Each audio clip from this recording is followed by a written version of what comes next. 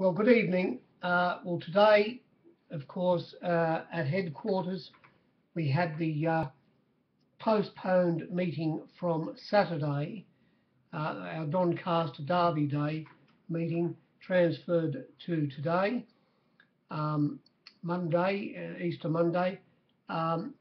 We got a light shower towards the end of the day, which didn't make any difference. The wind changed around from a more or less a southeasterly to a southwesterly late in the day, and considering it's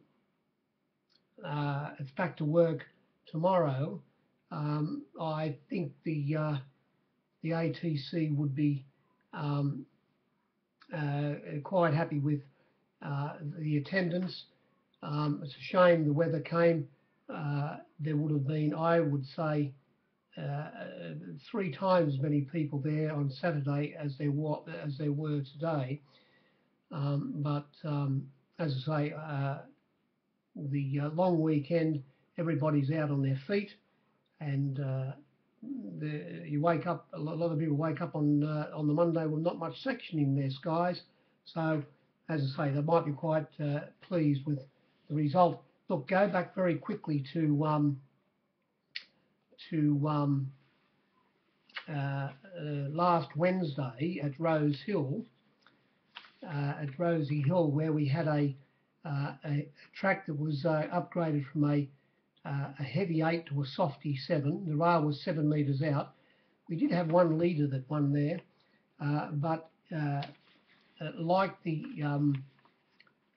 Golden Slipper meeting and the Saturday prior to the Slipper, even though the rail was 7 metres out on Wednesday, close to the fence was no good. You had to be off the fence, and the pace was the key. You could be, as I say, there was one leader that won. And there were runners that set up outside the lead and handy, and got home, but off the fence was the preferred section of ground. We went to Gosford on Thursday. It was their Guineas meeting. It was a soft 7. The rail was in the normal position.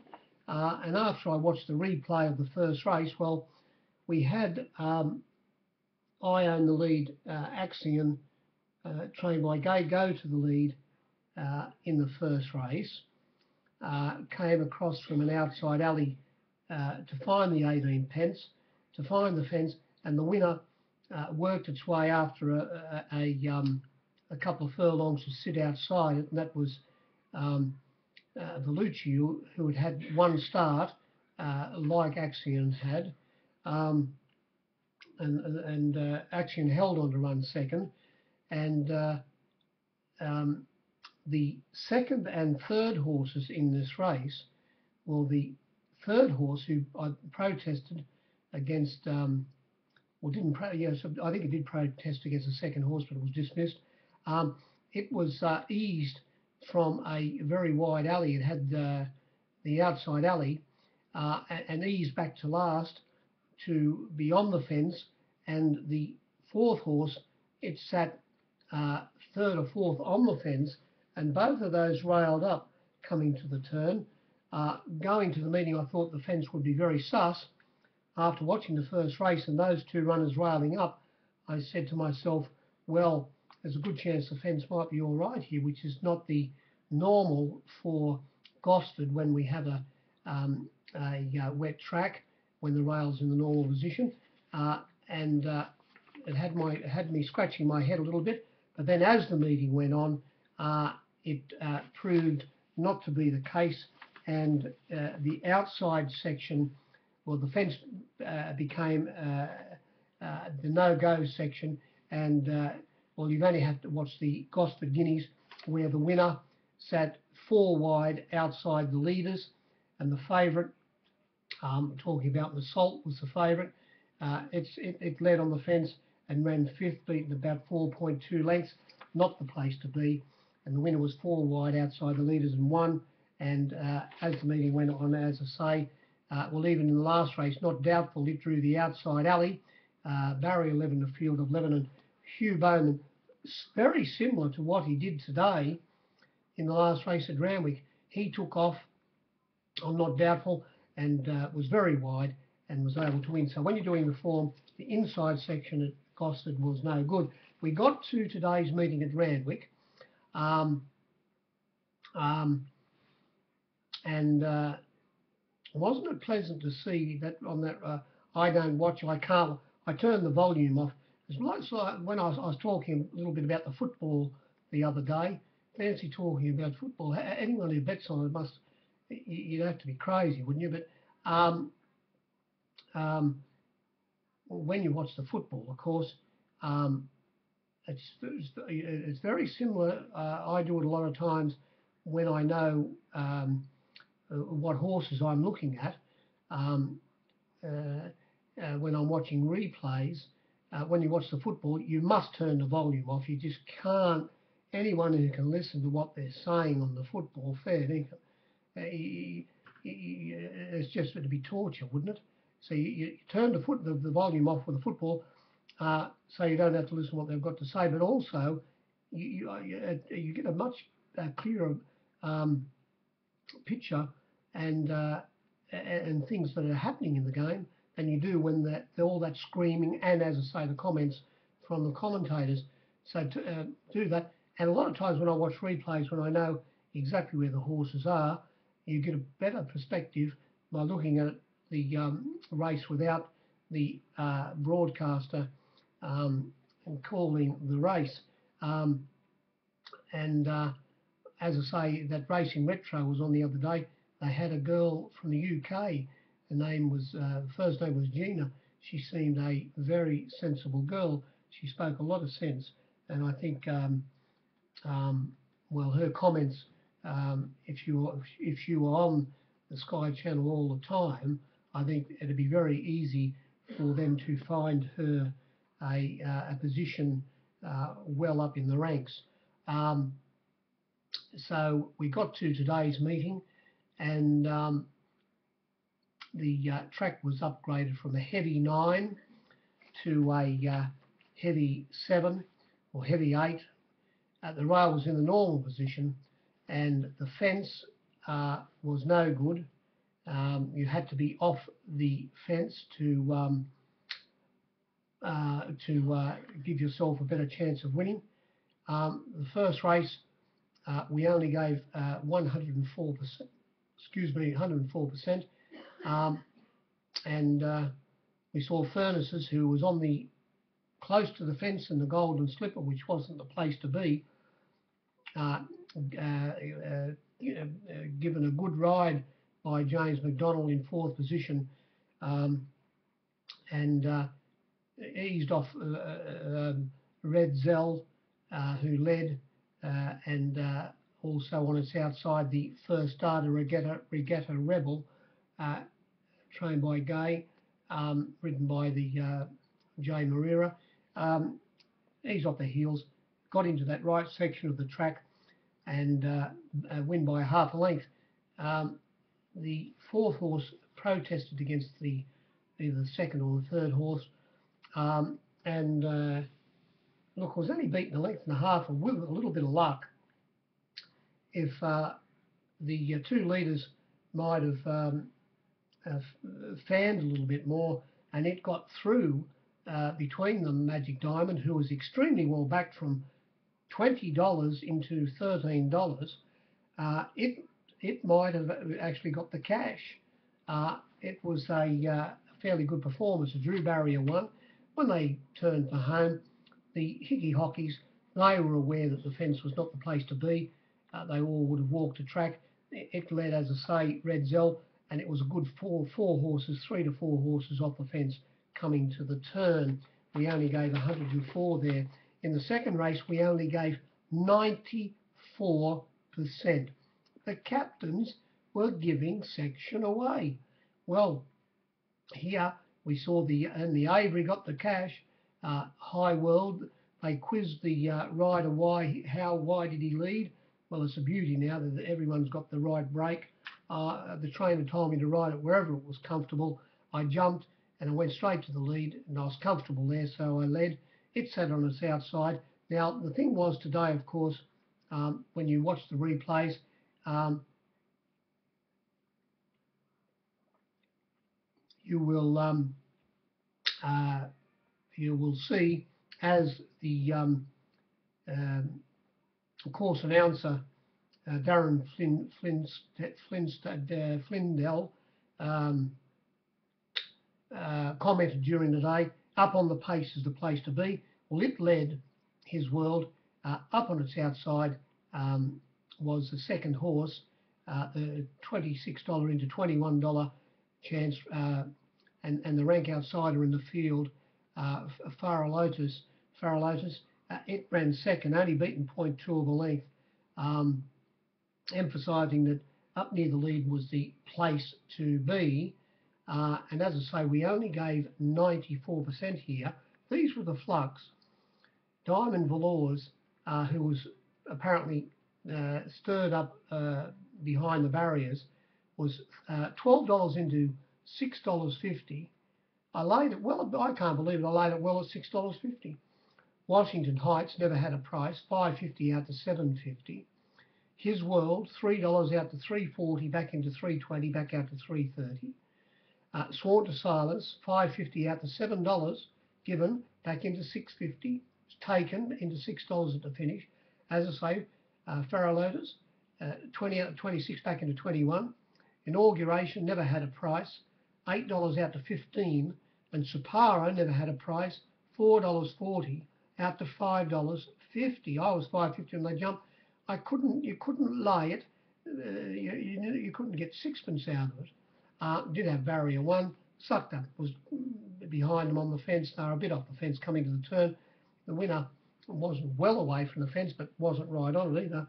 And as I say, the first round the turn, the first and second ran first and second. Like well in race 3, we only gave 95% here. The punters come there to more or less say, on these days, here we'll give you captains a chance, and the captains bet 94 and 95 in most of the races. It's got me tricked. Here we saw, as I say, we captains only give 95%, and runners like Disclaimer number 2 went from $4.40 to $8. It didn't have a price. With the owners of Disclaimer, where are you? They didn't appear. It got back in the field and stayed back all the way. Wasn't a place to be, but gee whiz, got me 8.7 lengths. It went straight to the lead. I owned the lead. Queenstown, who was extremely well back from $15. They how much me at $10. I think I laid to lose about 8,000 after I'd gone off odds bit prior to that. 8,000 at $10. Started $9, about an 8 to 1 chance. It led with the winner, Tremec, and the trainer said that it was working into fourth up today and appreciated the slow conditions. It travelled well outside the leader, and it was up handy, as I say, outside the leader and won, the place to be. And it was well backed, as much as $13 given in the outside ring, which you wouldn't see, and I only had said 95% at $11. But so the flux were $11 into about $9, about $9.50. It was extremely well backed, as I say, sat outside the lead, won by 1.3 lengths. It came from midfield. Sir John Harkwood ran a much better race than it did at Canberra last start, plugged into second hole, and the favourite Grand Marshal, $3.50 out to $4, back into $3.50, was never ever going to win, but plugged away, whacked away, plugged away up on the inside into third hole, beaten 2.3 lengths, and it came from well back, scratchy bottom, beaten 2.6. The first 4 here got right away from the other runners, with the winner having an advantage of being up near the lead. Race 4, the country championship final, we got 104% here, and there were a lot of roughies in this race by the same token that just didn't have a price. The winner was the first runner backed. I was how much at $7 as soon as I put my prices up. It was $7 into $6.50 hard to get. Got back out to into $6 and got back out to $6.50 towards the end of betting. Ridden by the very underrated rider Mitchell Bell, sat in third position, a little bit off the track, but up near the pace, up on the pace, which was the, as I keep on saying, was the place to be. Half carting off the track. Like he won by 3 lengths and run the last 600 metres in 37.22. Just goes to show you that section, the straight, down the side and in the straight was the worst section of the track. Not as bad in the back straight, and the reading was quite correct in saying the track was, well, on times you'd say the track was slow, but I'm going to treat it as a heavy track. It hopped into third hole after sitting in about 6th position. Taran Gower having its chance, and the favourite Voodoo Lad, who sat behind the winner, had every possible chance and was beaten 4.8 lengths. When Art Lee ran second to Voodoo Lad at Scone in the lead up to these races, of course Voodoo Lad led that day and ran into the wind, which I couldn't understand, ridden by Robert Thompson. I thought Voodoo Lad would finish in front of Art Lee. Art Lee was obviously just improved out of sight, I thought, which his last run showed when it absolutely trotted in, beating a team of fairly ordinary horses at Muswellbrook. I suppose its run, Loved Up, who was wide all the way and also lost a plate in the run, made up a lot of ground, which was fairly hard to do today. It ran into about 5th or 6th hole, but the winner did win very easily. Race 5, here we saw the track again play towards the leaders.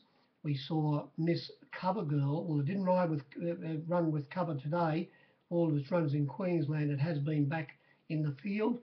The Stripes asked the trainer, how come you, and he said, oh, well, it generally does get back, but gee, boss, he said, oh, well, I jumped out, and the trainer said to rider where it was comfortable, and I was comfortable just letting it roll along, and it got to the lead fairly easily, and it came across Peeping, who was always going to be up near the lead and sat on the south side, but couldn't get past it. The margin was only 0.2 of a length. They were first and second around the turn, and they ran first and second. They were well off the fence coming to the turn. Gee, boss was a Jerry, and it held, as I say, first and second around the turn, ran 1-2. Naeli, in this race, it didn't settle up close. I Own the Lead, trained by Gay. It settled back last on the fence. When it won last start, resuming from a spell, it was up third, right behind the leaders on the at Randwick last start when it got up the inside and won. Today it settled down last on the fence. Apparently it proved a little bit hard to load, and it pulled up with a poor recovery rate, but it was very disappointing. But it was close to the fence all the way, and it was very hard to lay in the ring. It went from $5.50 in the marketplace out to $8.50.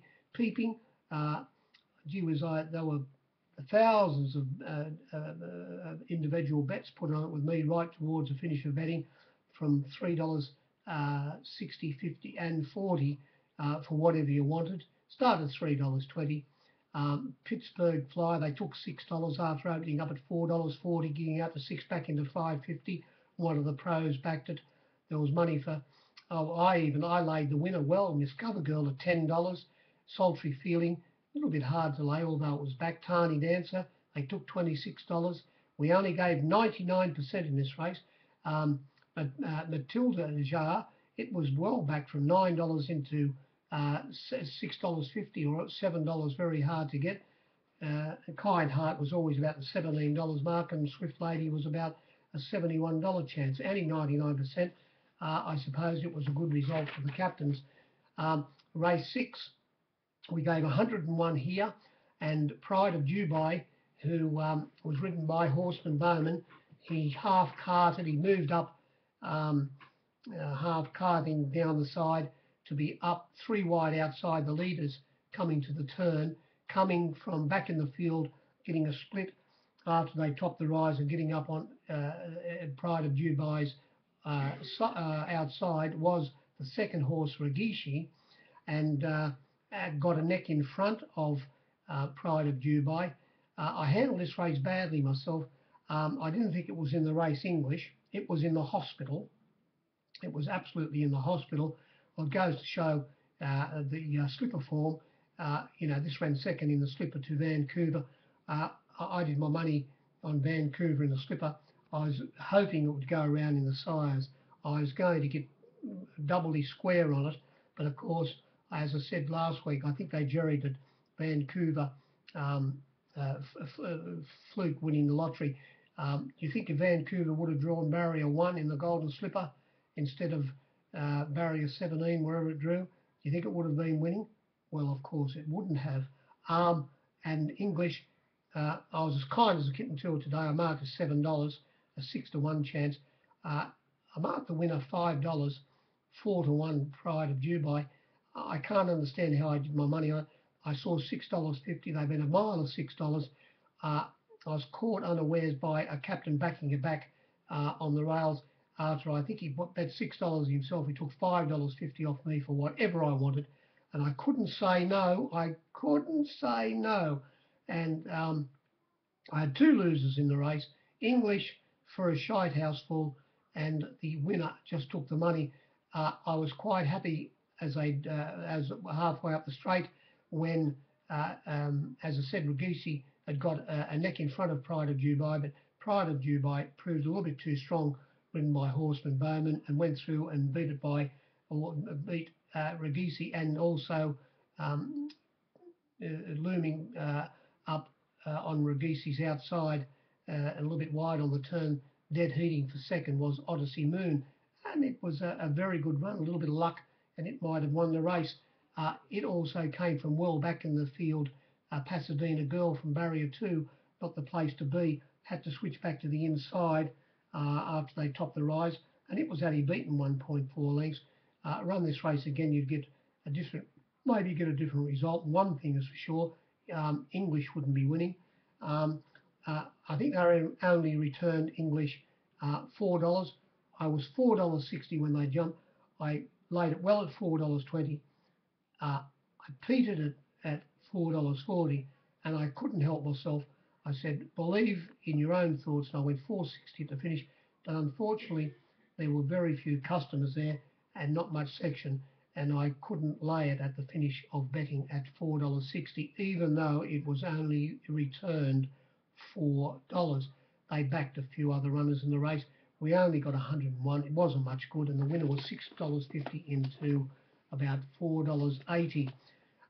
Race 7, here we got 105. This was the Derby, and second and third were much better to me than the winner, even though I thought the winner had a tremendous chance. Second, who was the favourite, Hiraki, or didn't start, no, what am I talking about? Hiraki started second favourite at $4.20 after opening up equal favourite $3.50 with Preferment, the Victorian Derby winner. Preferment started favourite after getting out to $4 after opening up $3.50. 5-2 out of 3 came back into $3.80. Well, how was it going to win Preferment? It settled back in last position. It plugged away, beaten 7.6 lengths. The trainer saying it's going for a spell, and it didn't handle the conditions. They got good runs in behind them, first, second and third, and they finished, well, I thought close to the fence, but when you see the head on, they were still off the fence when they got down to the post, and they were I suppose the best 3 runs in the race. The 100 or the 200 to 1 chance, Keeler, it came from last position right down the outside to be only beaten 1.9 lengths in this race. Not a bad run for a 200 to 1 chance. And as I say, with the first, second, and third getting fairly good runs in that race. Hampton Court led, trained by Ione the lead guy. It sat on its outside. The other 200 to 1 chance Baroque, they were gone before the turn. It ran last, Hampton Court, beaten 16.3 lengths. Well, what else do you say about the race? Preferment didn't handle the going. The 4th horse wasn't a bad run, considering the price it was, and made up a lot of ground. We got to the TJ Smith, the sprint. Well, it was in the hospital, Lankan Rupee, in my mind, before the race. And, well, it went straight to the lead, Rain Affair, which we thought would happen. Lord of the Sky, who ran second, sat in that favourable position, outside the lead in Handy, sucking up behind the Lankan Rupee, ran second last, beaten 7.3 lengths, was close to the fence. So I suppose you could say it was in the worst section of the ground. But by the same token, Rain Affair never left the fence and finished 3 odd lengths in front of it. So Lankan Rupee's run was terrible. As I say, it was in the hospital. Terra Vista, they kept on telling me, even the tennis player, he kept on telling me, a good while ago, this is the best sprinter in the land, Terra Vista. I kept on, every time he told me that, and we had plenty of other people saying the same thing, I said, and I'm going to blow my trumpet big time here. I told him, and I told lots of other punters at the track, you can't put the 2 horses together, Chautauqua or Fairnickham. I'm telling you now, Terra Vista in a 2-horse race wouldn't hold a candle to it. And today, taking into consideration how the track played, we've got to say that Chautauqua, if they take it to England for that sprint race in England at Ascot, I'm telling you now, you Captain Cookies in Pommyland, if you don't keep this for yourself, Chautauqua, and lay all of your sprinters over the gap, keep this for yourself, because I'm telling you now, it'll absolutely blow them away. This horse is as good a sprinter, maybe not as good as Black Caviar, but I'll tell you what, it might put in a better performance than Black Caviar if it travels over, and has got a good trainer in the Hawks team and settles in right. It might win that sprint race over there in England, if they take it over, more better than Black Caviar did, because today the way the track was playing, it was so hard to come from behind. He settled down and eased back from barrier 9 in a field of 10 to be last inside runners, and then coming to the turn. Terra Vista was in a 3 wide, but in the right section of the track. He ridden by Tommy Terrific Berry. He eased off the heels of Fast and Rocking, who drew the outside, and who was tailing Terra Vista up. Got to the outside, it was losing was a length and a half behind Fast and Rocking coming as they were running up the rise, giving Terra Vista 4-length start. It gave Terra Vista windburn when he went past it. As I said, it was sitting outside the leader, outside the lead, Lord of the Sky in second position, the place to be. If it got past Rain Affair and got clear, but Chautauqua came back down the outside and nabbed it on the line. The way the track was playing today, a phenomenal win. the best sprinter we have in Australia at the moment. And here we bet 106%. Lankan Rupee, they killed you for 390. Terra Vista, killed you for 280. Bookies couldn't lay Chautauqua quick enough. $3.50 out to $4.60, back into $4.20. Very hard to get towards the end of betting. Tiger Tees out to 16 out to 21, and blah blah blah. Long odds the others. And as I say, do I need to say any more? Chautauqua, a very very nice horse. Like the winner of the Doncaster. In the Doncaster we gave 107%, and there are no excuses. Oh well, the horse that ran last in this race was the leader, Ninth Legion, who led on the fence, not the place to be, and stayed close to the fence and was beaten 13.8 lengths. So it was a 100 to 1 chance. So you say its run was a bit better than it looked, but when they topped the rise, there were a lot of runners that they'd fanned, and there were no runners that were. Arabian Gold copped a little bit of a prat, but wouldn't have mattered. Couldn't have possibly won. The winner, there were three-year-olds in this race. They were Hallowed Crown. Well, it showed its true colours. Swainesi, number 21, and the winner Kermadec, the two colts, three colts, and Kermadec, ridden by G Boss, who came in 0.8 or half a kilo overweight. The Stipes fined him $1,000. Moody will pay that. He'll throw him the G. Say here, Bossy, there's the G. Give that to the Stipes. Let them go out, have a drink. They said if you would have been, this would have been a close finish, and you were beaten, G Boss, by a head or something. That 0.8 of a kilo, half a kilo, might have been the difference between winning and losing. But seeing you won by 1.8 lengths, we're only going to fine you, and such a good record you have at this caper, we're only going to fine you a G. And he said, yeah, Moody will pay that for me. And he put his hand straight in his sky. He pulled out some section. He had it all done up in 10G bundles. And he flicked one of them off. He said, there, give that to the Stipes. It sat in midfield, past midfield, travelling beautifully. When the split came, when they, as I say, there was plenty of room for runners to go through in gaps after they topped the rise, but it just went through and absolutely trotted in. It set up a handy on the lead, which was the place to be. The second horse, the Japanese horse, Real Impact, and it came from back in the field, Royal Descent, and ran into third hole, beaten 2 lengths. The fourth runner sat in about fourth position. Rudy was always sat in about fourth position and ran fourth.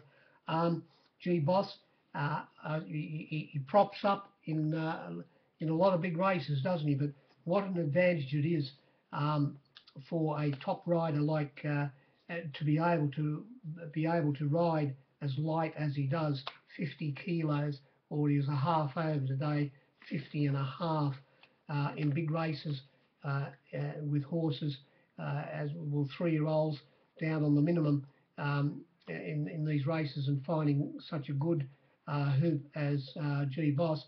It is one of the feathers, one of the strings he's got to his bow. Race 10 came along, and in the Doncaster, we got about 107% there.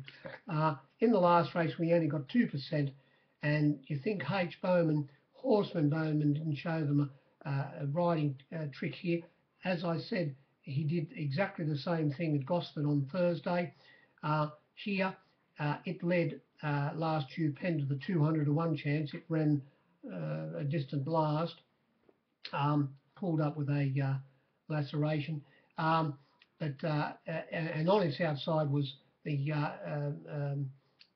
second horse Marscript early in the piece, but when they got to about the 800-metre mark, Boss, what am I talking about, Boss? Horseman Bowman, who was on the back of the Melbourne visitor Maastricht, he said, I'm off. And when he took off, he was a good 10 horses off the fence, went past Maastricht, who got straight onto his back. He was on his back, then he got onto his back. And that pair got a break on the field from last Stupenda, who was dropping off and getting into third hole, was the second place getter, Rustic Melody, who trotted in at Scone last start. But coming to the turn, Bowman was a good 10, if not a dozen horses off the fence, and the second horse on its back, Maastricht, and it was a good 3 or 4 lengths back to Rustic Melody, getting past, I think it was Winetails, and they did run first, second and third. So first, second and third around the turn, ran the place, getting the placings. As I say, the winner, Bowman said, well, if you're going to beat me, you're going to have to come 15 wide around the turn, or you're going to have to cut inside where the ground is inferior. And he held that position to the up the rise and down to the for 2 strides. Maybe the second horse looked like he might have had a chance of catching him, but then at the furlong pole, the winner was going to Strong Candelier, who was when questions were asked, the trainer has said that up in distance and also the slow conditions helped Candelier get home. And I'll tell you what, it wasn't missed in the betting. It was $31 into $21, Candelier, very well backed. The second horse, they took $4.60, started $4.20. We only gave 102. Few runners, not layable, but we have seen worse races, of course, to work on. That was about the meeting. We have meetings on tomorrow. We have Warwick Farm on Wednesday, Wild on Thursday, and then we're back to Randwick on Saturday for the championships again. So if you're wire netting today, as Mo Conlon would say, I hope you finished on the right side of the ledger. Good evening.